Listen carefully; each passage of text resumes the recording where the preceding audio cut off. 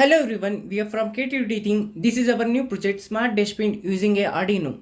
So like this system our project setup is there. So let's see the hardware components of the project. So first of all we are using ultrasonic sensor and we are using Arduino. This is a servo motor. We are using a buzzer and we are using Arduino Nano that is in the back side of the project is there.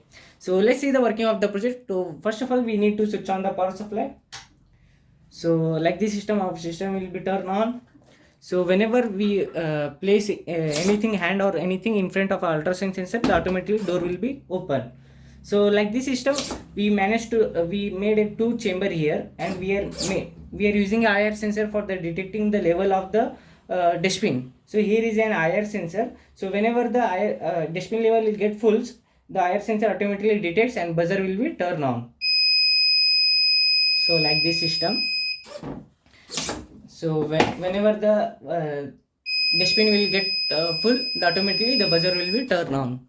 So like this system, the project working is there. If you want this project, please contact us. All the contact information available in description. Thank you for the watching video.